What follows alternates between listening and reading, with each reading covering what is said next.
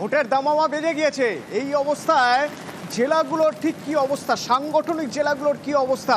কোথাও কোথাও ফল ভালো করার জন্য আরও বেশি জোর দেওয়া হচ্ছে, কোথাও কোথাও লোকসভা ভোটে যে ফল ছিল তা আশাব্যঞ্জক, সেই ফল যাতে ধরে রাখা যায় সে বিষয়ে নির্দেশ দেওয়া হচ্ছে। অভিষেক বন্দ্যোপাধ্যায় মেদিনীপুর এবং শ্রীরামপুরের নেতাদের সঙ্গে বৈঠকে বসবেন এবং অত্যন্ত গুরুত্বপূর্ণ এই দুটি জায়গার লোকসভার ফল যদি আমরা দেখি তবে লোকসভায় ঠিক ভালো ফলই হয়েছিল, যে ফল ধরে রাখতে হবে। কিন্তু একটা গুরুত্বপূর্ণ জায়গা রয়েছে এখানে। আবির রয়েছে আমার সঙ্গে। আবির, এই দুটির ক্ষেত্রে দেখা যাচ্ছে, শ্রীরামপুর এবং মেদিনীপুরের ক্ষেত্রে দেখা যাচ্ছে যে কিছু কিছু জননেতা, যে জননেতাদের সঙ্গে মানে কিছু কিছু জনপ্রতিনিধির সঙ্গে দলের অন্যদের ঠিক খাপ খাচ্ছে না, সে বিষয়গুলো কি আজকের এই বৈঠকে উঠে আসবে? প্রথমত হচ্ছে যে দুই সাংগঠনিক জেলার মধ্যে 3টি লোকসভা আসন, তার 3টিতেই জয়লাভ করেছে এবং এর মধ্যে হুগলি এবং মেদিনীপুর দুটোই বিজেপির দখলে ছিল, সে দুটো তৃণমূল কংগ্রেস জয় করে আনতে পেরেছে। দুটো সাংগঠনিক জেলার রকমের চরিত্র আলাদা এবং এই মুহূর্তে শ্রীরামপুর সাংগঠনিক জেলা নিয়ে বৈঠক চলছে এবং তার মধ্যে একাধিক বিধায়করা রয়েছেন। তাদের কারুর আচরণ, তাদের কারুর ভাবমূর্তি, তাদের কারুর ভূমিকা তা নিয়ে প্রশ্ন উঠেছে এবং বিভিন্ন ক্ষেত্রে হচ্ছে যারা একেবারে পুরসভা স্তরের যারা জনপ্রতিনিধিরা রয়েছেন তাদের ভূমিকা নিয়ে একটা জনমানসের মধ্যে প্রশ্ন রয়েছে। যদি 26-এর বিধানসভা নির্বাচনে জেলাগুলি থেকে ভালো ফল করতে হয়, বিধানসভা ভিত্তিক ভালো ফল করতে হয়, তাহলে জনপ্রতিনিধিদেরকে ভূমিকা যথাযথভাবে করতে হবে এবং তাদেরকে যথাযথ এই বিষয় নিয়ে কাজ করে এগোতে হবে। প্রসঙ্গের ক্ষেত্রে আলোচনাতে অবশ্যই সেটি থাকবে। দ্বিতীয়ত হচ্ছে মেদিনীপুরের ক্ষেত্রে দুটি ঘাটাল এবং মেদিনীপুর, গতকাল ঘাটাল সাংগঠনিক জেলা নিয়ে বৈঠক করেছেন, আজকে মেদিনীপুর সাংগঠনিক জেলা নিয়েও বৈঠক করবেন।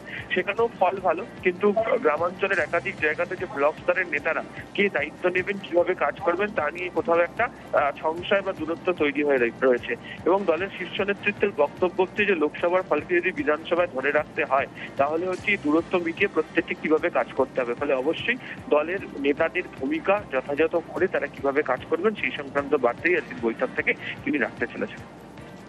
ধন্যবাদ।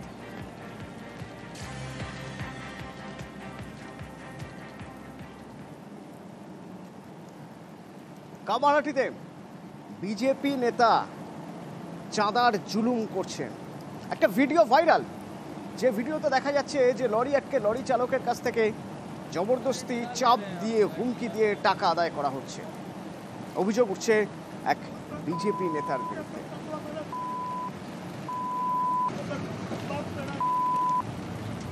अब मालूम नहीं भैया, अब कौन संतोष थाना সুবীর আছে আমার সঙ্গে সরাসরি। সুবীর, এর আগে আমরা দেখেছিলাম গণেশ পুজোর আগে চাঁদার জুলুম, সেক্ষেত্রে পুলিশ পদক্ষেপ করেছিল এবং যারা এই জুলুম করেছিল, হুমকি মারধর, তাদের গ্রেপ্তার করা হয়েছিল। এই বিজেপি নেতাকে আবার চাঁদার জুলুম করছে।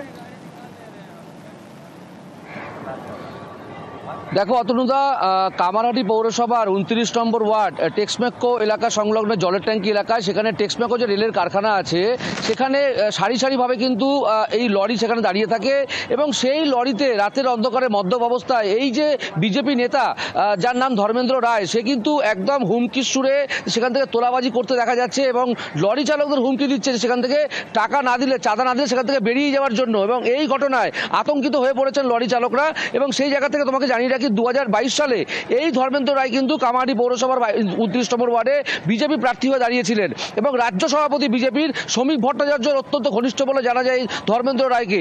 এবং এই ধর্মেন্দ্র রায়ের দিনের পর দিন এইভাবে তোলাবাজি এবং হুমকির ঘটনায় যে মদ্যপ অবস্থা, এই নিয়ে কিন্তু এলাকার মানুষও যথেষ্ট সমস্যার মধ্যে রয়েছেন। কিন্তু যেহেতু তার একটা প্রভাব রয়েছে সেই কারণের জন্য এলাকার মানুষজন কিন্তু মুখ খুলতে ভয় পান, এই ধর্মেন্দ্র রায়ের বিরুদ্ধে কোনো মুখ খুলতে ভয় পান। কিন্তু এই ঘটনায় সরাসরি কিন্তু পৌরসভার যিনি পুরপ্রধান রয়েছেন তৃণমূল নেতা গোপাল সাহা, তিনি বলেছেন কামারহাটি এলাকায় কোনোভাবে তোলাবাজি বরদাস্ত করা হবে না, আর এই ধরনের ঘটনা যদি সত্যি হয় তাহলে দলগতভাবে ব্যবস্থা নেওয়া হবে, এমনটা জানিয়েছেন বিজেপির জেলা সাংগঠনিক সভাপতি চণ্ডীচরণ রায়।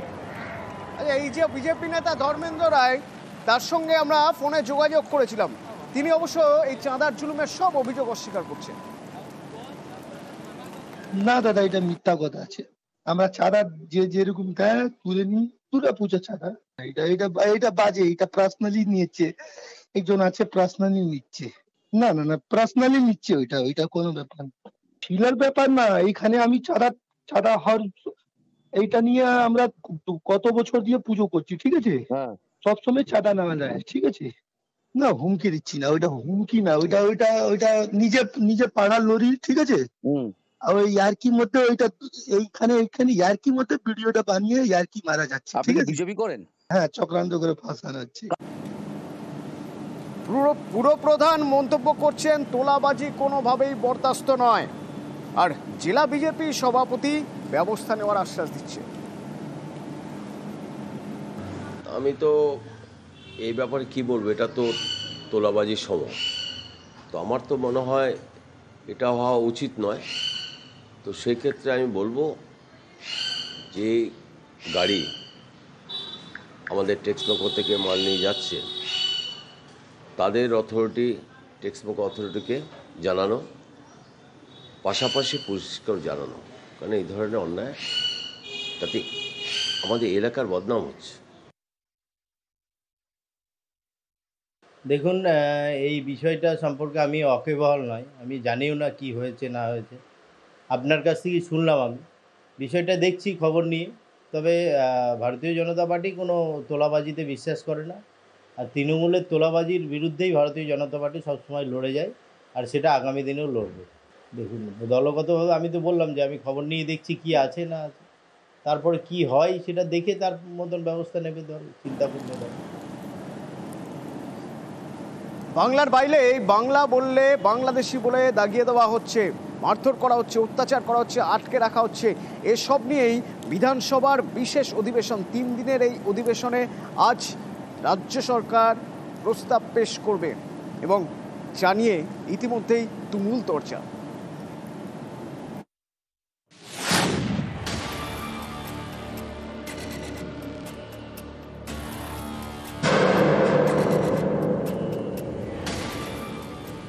বাংলার বাসিন্দা, কাজ করেন ভিন রাজ্যে, সেখানে বাংলায় কথা বললেই বাংলাদেশি বলে দাগিয়ে দেওয়া হচ্ছে, পুলিশ অত্যাচার করছে বলে অভিযোগ। এই ইস্যুতে মঙ্গলবার বিধানসভায় প্রস্তাব পেশ সরকার পক্ষের। শাসক শিবিরের প্রস্তাবে বলা হয়েছে, মাতৃভাষা হিসেবে বাংলা বিশ্বে 5ম এবং এশিয়ায় 2য়। সংবিধানের 8ম তফসিলে বাংলা ভাষা অন্তর্ভুক্ত। 2011 জনগণনা অনুযায়ী ভারতের 8.3% মানুষ বাংলায় কথা বলেন। পশ্চিমবঙ্গ, ত্রিপুরা ও অসমের বরাক উপত্যকার সরকারি ভাষা বাংলা। দেশের বিভিন্ন রাজ্যে বাংলাভাষী রয়েছেন। ভিন রাজ্যে বাংলাভাষীদের ওপর আক্রমণ ও মানসিক নির্যাতন চলছে। পরিযায়ীদের আটক করে পরিবারের থেকে জরিমানা করা হচ্ছে। বাংলাদেশি তকমা দিয়ে জোর করে পাঠানো হচ্ছে বাংলাদেশে। দেশের শাসক দল অমানবিক আচরণে মদদ দিচ্ছে, বাংলা ভাষাকে বাংলাদেশি ভাষা বলে বহিরাগত তকমা দিচ্ছে। যারা পশ্চিমবঙ্গের বাইরে বসবাস করেন তাদের উপর যে নির্যাতন হচ্ছে, যারা পশ্চিমবঙ্গবাসী সেই সঙ্গে সঙ্গে পশ্চিমবঙ্গের বাইরে যারা থাকেন তার অত্যন্ত উদ্বেগ নিয়ে কাটাচ্ছে। সেই পরিপ্রেক্ষিতে একটা আলোচনার জন্যই বিশেষ এই অধিবেশনটা ডাকা হয়েছে। মাননীয় মুখ্যমন্ত্রী 4 তারিখে আসবার সম্ভাবনা রয়েছে, তিনি এই আলোচনায় অংশগ্রহণ করবেন। কাজ নাই তো খই ভাজ, থাকবো কেন? এই স্পিকার সংবিধানকে বুড়া আঙুল দেখিয়েছেন। 14 বছরে বিভিন্ন দলের 54 জন এমএলএ দলবদল করেছে। বাবা সাহেব আম্বেদকরের সংবিধান যে মানে না, তাকে মানবো কেন আমরা? মুকুল রায়কে বলে যে বিজেপির এমএলএ, সুমন কাঞ্জিলালকে বলে বিজেপির এমএলএ, আর দুনিয়া পার্টির মিটিং করে ঘুরে বেড়াচ্ছে।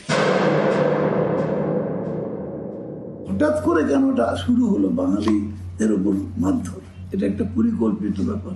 ওরা অন্য কোন রাস্তায় পারবে না, এটা লাস্ট ওদের ওয়েপন ছিল বলে আমার ধারণা, যে বাঙালিকে মেরে শেষ করতে পারবে না। তার রিটালিয়েশন যদি আমরা এখানে শুরু করতাম, বিহারিকে মারলাম, ইউপির লোককে মারলাম, যাকে পারলাম সকলকে মারলাম, তাহলে 356 প্রয়োগ করার রাস্তাটা সুগম হয়ে যাবে। এইরকম একটা নোংরা ভিন্ন চক্রান্তের নায়কের নাম হচ্ছে নরেন্দ্র দামোদর মোদী। মুখ্যমন্ত্রীর কাছে প্রায়োরিটি হচ্ছে রাজনীতি করা, এবং তার রাজনীতি হচ্ছে তার সিটটাকে বাঁচানো, এবং তার সিট বাঁচবে যদি অনুপ্রবেশকারীরা ভোট দিতে পারে, যদি রোহিঙ্গারা ভোট দিতে পারে, যারা আমাদের দেশের নাগরিক নয়। সোমবার থেকে বিধানসভার বিশেষ অধিবেশন চালু। মঙ্গলবার প্রস্তাব পেশ, বুধবার বিধানসভা বন্ধ থাকবে। বিশেষ অধিবেশন শেষ হবে বৃহস্পতিবার। নিউজ 18 বাংলা।